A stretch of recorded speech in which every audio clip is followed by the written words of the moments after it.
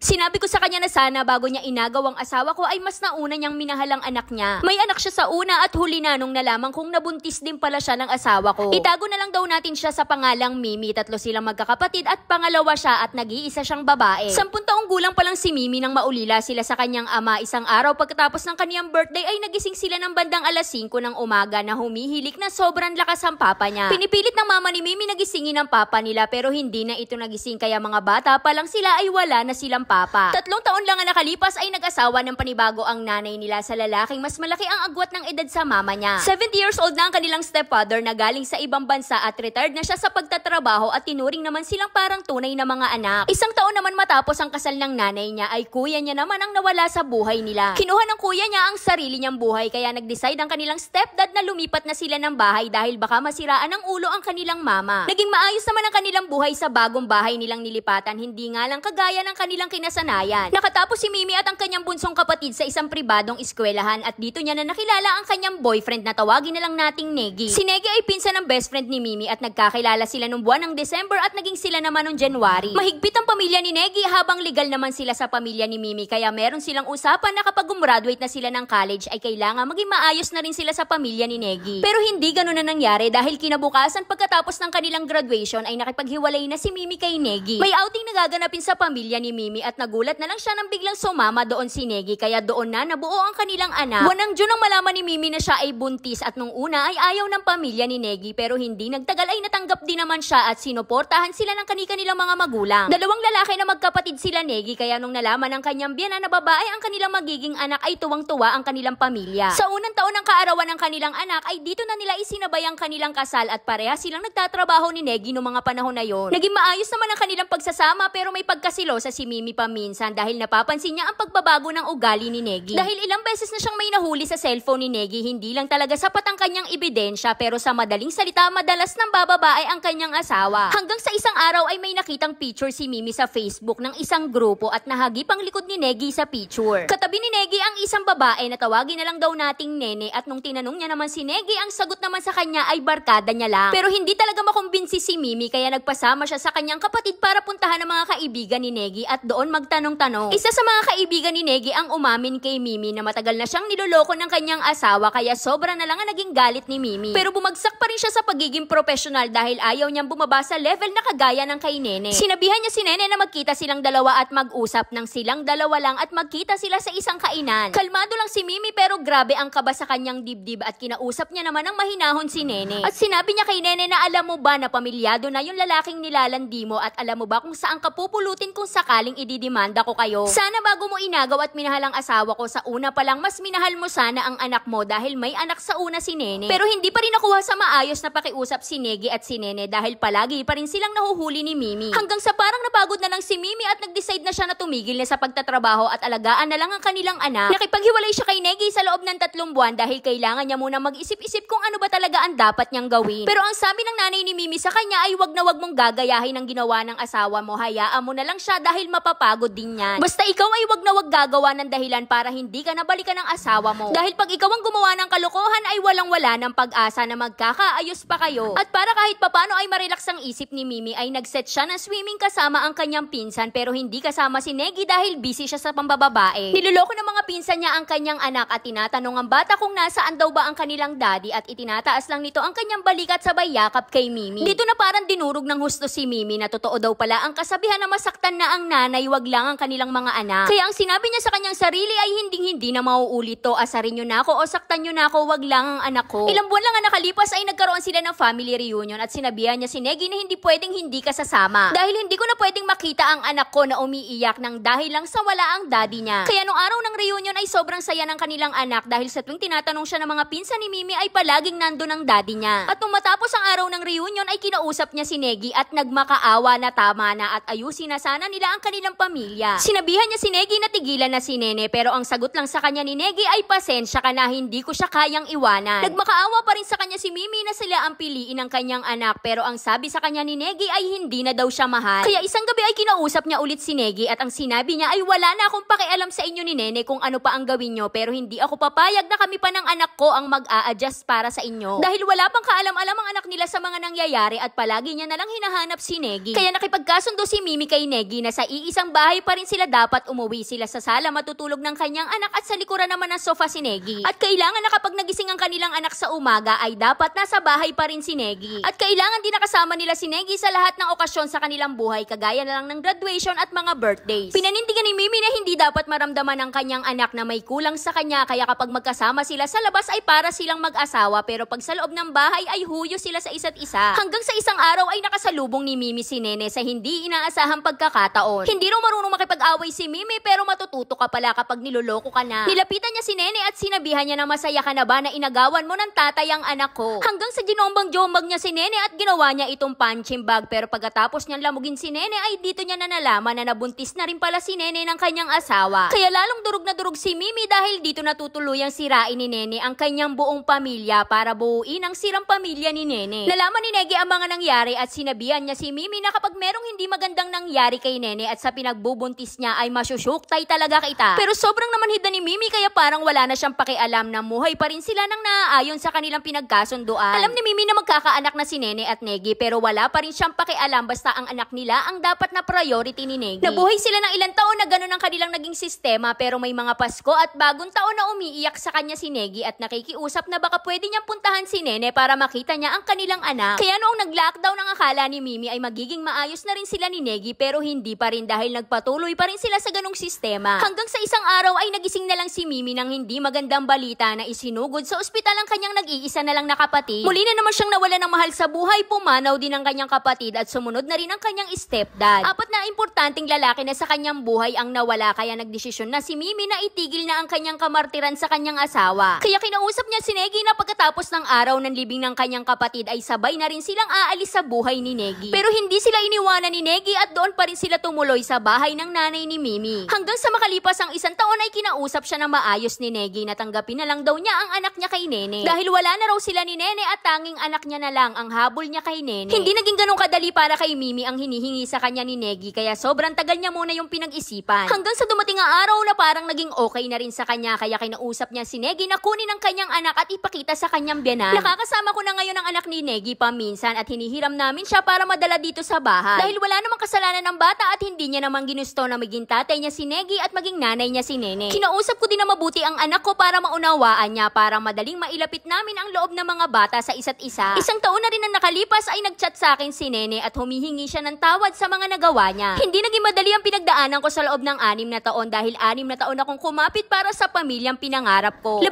taon na kaming mag-asawa ni Negi at kalahati ng relasyon namin ay inagaw sa amin ni Nene. Sa ngayon ay hindi na namin masyadong nakakausap si Nene dahil palagi na lang mainit ang kanyang ulo sa tuwing hihiramin namin ng bata. At parang ang gusto niya ay kami pa ang magmakaawa para ipahiram sa amin ang anak niya. Wala po akong ipinakitang hindi maganda pagdating sa anak nila. Mami na po ang tawag sa akin ng bata at tinuring ko na rin siyang parang sarili kong anak. Hindi po ako nanghihingi ng payo at isang salita lang po ang i-a-apply ko sa buhay ko na hindi maitatama ng isang pagkakamali ang isa pang pagkakamali. Kaya sana po mapili ang aking kwento. Hanggang dito na lang, Ate Charis. Ang ibig sabihin ni Mimi sa kanyang sinabi na hindi maitatama ng isang pagkakamali ang isa pang pagkakamali, yun ay pinanindigan niya na hindi gumanti kay Negi. Dahil sigurado na kapag ginawa din ni Mimi yung ginawang panloloko sa kanya ni Negi ay siguradong mag-iiba ang takbo ng ating istorya. Pinakinggan mabuti ni Mimi yung sinabi sa kanya ng nanay niya na wag kang gagawa ng dahilan para hindi ka nabalikan. Kaya para sa mga gustong sumulat, dito lang po yan sa ating Facebook page na Saycarp. Huwag kalimutan mag-follow para updated ka everyday. Kaya yun lang.